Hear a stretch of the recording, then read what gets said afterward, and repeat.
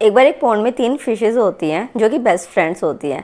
एक दिन एक फिशरमैन उस पॉन्ड में फिशेज़ को पकड़ने आता है, तो एक वाइस फिश कहती है कि हमें यहाँ से दूसरे पॉन्ड में मूव आउट कर जाना चाहिए। तो एक फ़िश तो रेडी हो जाती है, तीसरी कहती है नहीं यार, मेरा यहाँ पे अटैचमेंट है, मेरा कंफर्ट जोन यहाँ पे है, मैं तो नहीं जाना चाहती हूँ। तो 2 फिशेस चली जाती है और अगले दिन जो तीसरी फ़िश पॉन्ड में रुकी होती है वो पकड़ी जाती है। So moral of the story is कि जब टाइम ऑफ क्राइसिस होता है ना, तो मूव आउट करना जो होता है वो ही सही होता है। हमें ये नहीं सोचना चाहिए कि हमारे टेम्परेरी अटैचमेंट्स किसके साथ है, हमारा टेम्परेरी कंफर्ट जोन कहाँ पे है। हमें एक बिगर पिक्चर देखनी चाहिए और मूव आउट करना चाहिए।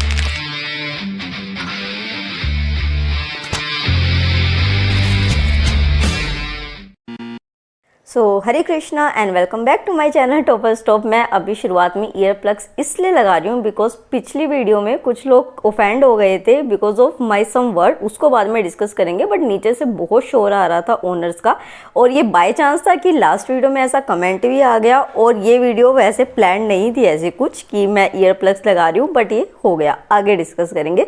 शुरुआत करते हैं पढ़ाई से। तो यहाँ पे जो है वो मैं अपने नोट्स को देख रही हूँ जो मैंने कल बनाए थे, बट यहाँ पे मैंने एक छोटी सी गलती भी की है जो मैं अभी आपके साथ शेयर करूँगी, जो आप मत कीजिएगा। तो नोट्स की रिवीजन का जो टाइम होता है वो मॉर्निंग में सबसे बेस्ट होता है, चाहे वो फैक्ट्स हो चाहे फिर किसी भी तरीके की पढ़ाई हो, क्योंकि इस टाइम हमारा दिमाग खाली होता है। अगर आप सुबह उठते ही ये गलती करते हैं कि आप जल्दी उठ गए, जैसे कि मैंने अपनी एक सब्सक्राइबर को एज अ वेल विशर अपनी छोटी बहन की तरीके से ये बात बोली भी थी, and she is so sweet कि उन्होंने उस बात को माना भी, और उन्होंने उसके बाद मॉर्निंग में कमेंट नहीं किया। देखो, आप अगर मॉर्निंग में उठ के वीडियोस देखोगे, शॉर्ट्स देखोगे, चाहे वो मेरे भी हो, मेरे तो व्यूज़ इंक्रीज़ हो जाएंगे, मेरा उसमें बेनिफिट है, बट आपका उसमें लॉस है। तो कभी भी मॉर्निंग में ऐसी कोई सोशल मीडिया फ़ोन रिलेटेड चीज़ मत कीजिए, अपने सिंपल नोट्स को पढ़िए। और यहाँ पर मैंने क्या गलती की थी कि मैंने जो अपने नोट्स बनाए थे मैंने वो उसी टाइम अपनी फाइल में कंपाइल नहीं करे, जिसकी वजह से वो मिस आउट हो गए हैं। और अब आप आगे देखेंगे कि उसका क्या जो डिसएडवांटेज है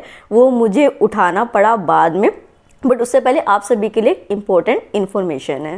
सो यू गाइस नो कि मैंने दिशा पब्लिकेशन की master geography through maps book मंगाई थी, जिसको मैं रूटीनली पढ़ भी रही हूँ।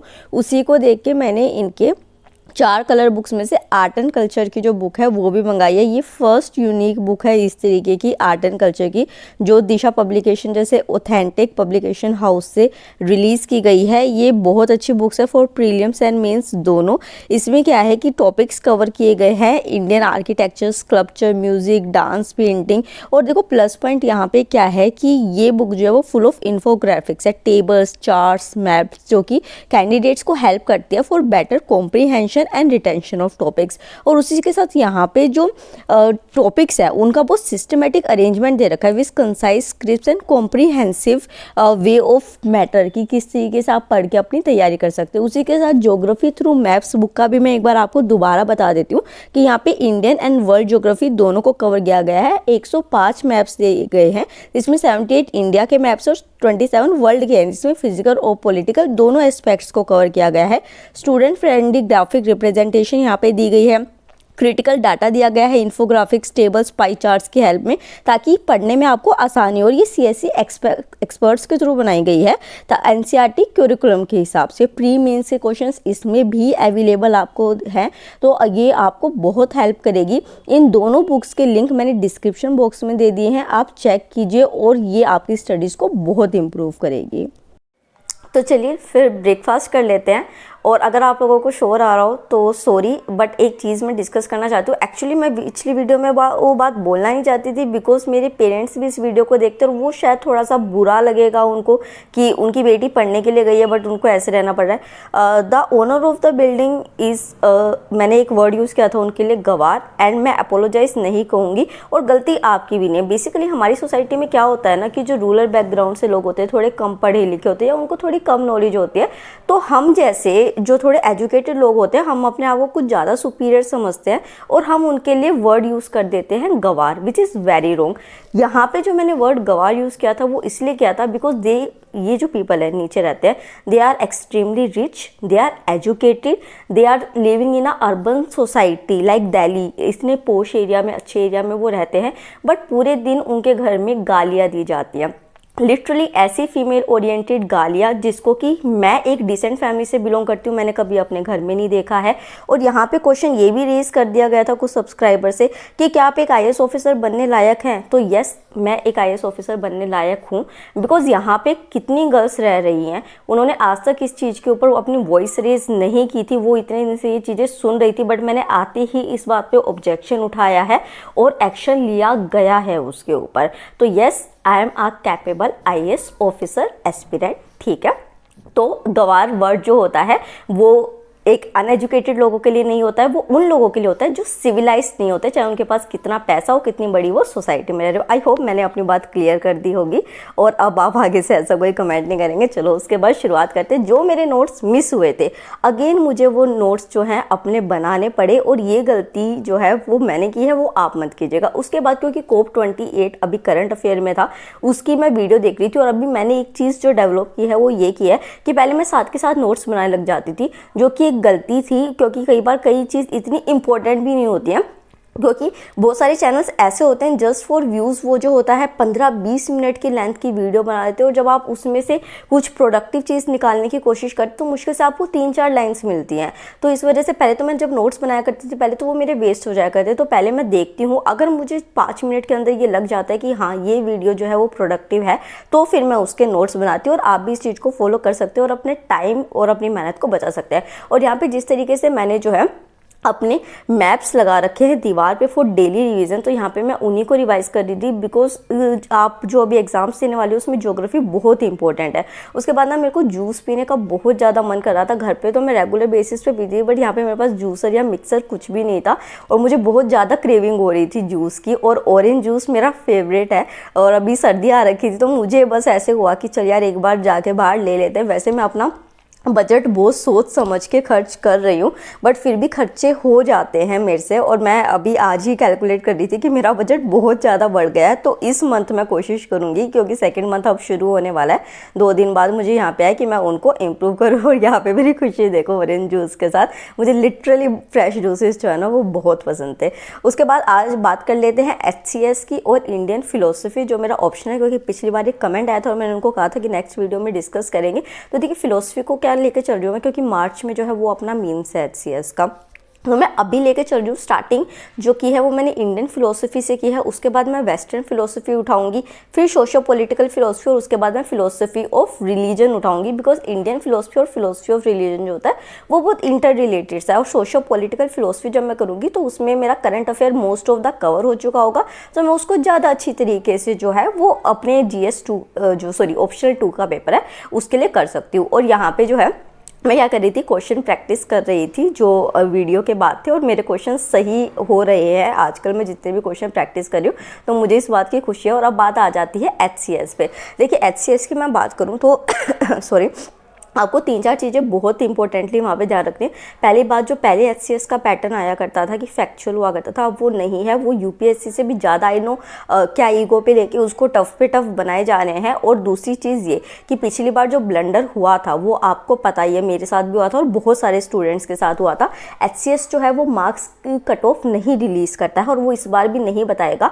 तो आप मेक श्योर करें कि चाहे मेरिट में वो आपके मार्क्स ऐड ऑन हो या ना हो, आप जो है ना वो ज़्यादा से ज़्यादा मार्क्स स्कोर करने की कोशिश करेंगे प्रीलिम्स में, क्योंकि हमें नहीं पता हमारे कितने नंबर है, किस तरीके से वो जो बच्चे हैं उनको सिलेक्ट करेंगे। तो कोशिश ये मत कीजिएगा कि चलो मैं 60-70 नंबर आ जाए तो हो जाएगा। कोशिश कीजिएगा कि आप 80 तक मार्क्स लाने की कोशिश करें ताकि आप सेफ साइड रहे, ठीक है। और आपको जो फोकस अभी करना है वो रखना है ज्योग्राफी और हिस्ट्री पे ज़्यादा फोकस कीजिए। एक जो यहाँ पे आपको लो हैंगिंग फ्रूट मिलेगा ना वो गवर्नमेंट स्कीम्स का मिलेगा।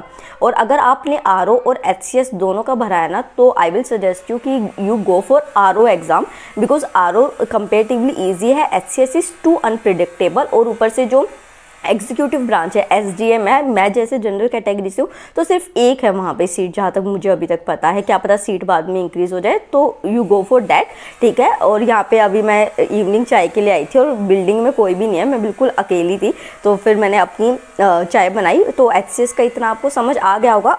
जो स्ट्रैटेजी है HCS की और UP PCS की वो मैं शेयर कर चुकी हूँ अपने व्हाट्सएप चैनल पे, जिसका लिंक आपको डिस्क्रिप्शन बॉक्स में मिल जाएगा, आप वहाँ पे जाके चेक कर सकते हैं, ठीक है।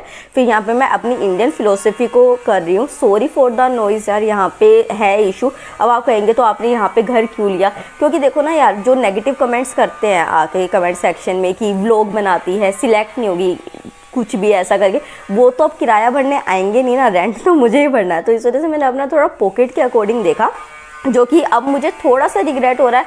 बट हाँ, कुछ चीज़ें मुझे और मोटिवेट करती, क्योंकि ऐसे लोग भी होते हैं जो कि जैसे कि आज हमने स्टोरी में डिस्कस किया कि हर बार हम अपने कंफर्ट जोन में नहीं रह सकते हैं।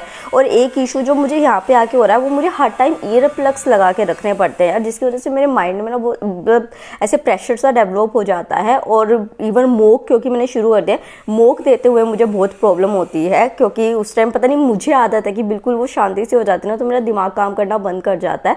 मुझे मतलब ये रहता है कि एक जो नेचुरल इन्वायरमेंट होता है वैसा रहे। तो उसके बाद जो है वो मैं राधा कृष्ण जी की जोत लगाती हूँ। और पता है, आपके व्लॉग के चक्कर में ना, जिस दिन व्लॉग बनाना होता है, मेरा खाना बन जाता है। आज पहली बार मैं रोटी सब्जी बना रही हूँ यहाँ पे। आई थिंक 15-20 दिन हो चुके हैं मेरे को आए हुए, मैंने अब तक नहीं बनाया था। मैं सोचा चलो आज मैं व्लॉग शूट कर रही हूँ तो आज बना लेती हूँ, क्योंकि मेरे बहुत सारे प्यारे से सब्सक्राइबर्स हैं, वो मुझे डांटते हैं लिटरली कि दीदी आप खाना खा लिया करो, ये चीज़ें मत किया करो। तो देखो, आपसे डरती हूँ मैं, आपके डर से मैं खाना बना रही हूँ आज व्लॉग की वजह से। तो ये बना के रख दिया था, और मैंने इस तरीके से खाना बनाया था कि ये मेरे को अब अगले दिन भी सुबह काम आ जाए। तो ऐसे ही करना होता है यार टाइम से, क्योंकि ना मतलब देखो, मम्मी पापा ने ना, चाहे वो उन्होंने कितना खुद स्ट्रगल किया, बट उन्होंने हमें बच्चों को सब कुछ प्रोवाइड किया हमेशा। तो मेरे लिए ना कुछ चीज़ें बहुत न्यू है यहाँ पे, जैसे ये वाली जो चीज़ है ना, मुझे इसका नाम भी नहीं पता, I think cylinder plus burner कुछ है। मैंने इसको कभी यूज़ नहीं किया, अभी भी मैं इसको यूज़ करती हूँ ना, थोड़ा सा ऐसे कन्फ्यूज़ हो जाती हूँ कि कैसे करना है कैसे नहीं करना है। इस चीज़ को सीख रही हूँ मैं, बट वही है कि अपने कंफर्ट जोन में रहेंगे तो फिर सिलेक्शन कैसे लेंगे। तो कुछ चीज़ों को सीखना पड़ता है। और ठीक है, इससे शायद ये भी होगा कि वो कहते हैं ना, लबासना में जाके जो है प्रिपरेशन शुरू नहीं होती, यहाँ पे प्रेशर हर तरीके के झेलने होते हैं। तो ये वाली चीज़ है। तो स्लैब को मैंने पूरा अच्छे से यहाँ पे क्लीन किया था पहले, फिर मैं रोटी बना रही थी। मैं ऐसे रोटी नहीं बना रही, मतलब ऐसा मैंने बता दिया है कि अगर बाद में किसी को कुछ हो तो फिर रोटियाँ बनाई। हाँ, फ्राई पैन में रोटी बना रही हूँ मैं, क्योंकि आपने देखा था जब मैं यहाँ पे आई थी तो मैं कम से कम बर्तन लेके आई थी, बुक्स में ज़्यादा से ज़्यादा लेके आई हूँ। तो इस तरीके से किया था। और आज मेरे पास जो है नैन्सी भी आई थी। नैन्सी को ना आप जानते हो ना, UPSC एंड आई वाली जो है।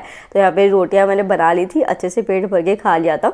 तो और यहाँ पे आलू गोभी की सब्ज़ी मैंने बनाई थी। आलू गोभी की सब्ज़ी इज़ माय फेवरेट, और सच में ये बहुत अच्छी भी बनी थी। इतने दिनों बाद मैंने पेट भर के खाना खाया था। तो फिर नैन्सी आ गई थी, और उसके बाद जो है हमारी थोड़ी सी यहाँ पे मस्तियाँ चल रही थी, वो अब आप देखोगे किस तरीके से। चल क्यों नहीं रहे? नहीं चल रहा ना, अब नहीं ऑफ है, देख नहीं चला ना। तो ये होल्डर किसका लूज है दीदी? यार मैंने इस पे डबल टेप भी लगाई है ऊपर की तरफ ना, फिर भी नहीं। होल्डर में प्रॉब्लम है। लो अब अगर मैं राजेंद्र नगर में किसी को कोई भी प्रॉब्लम हो, UPSC एंड आई को कांटेक्ट करे, नैन्सी को, उसको सब आता है। शी इज द बिगेस्ट जुगाड़। वो भी मेरा लैंप ठीक कर रही है। ये जुगाड़, क्या? आपका जुगाड़ क्या? अच्छा, मेरा टेप।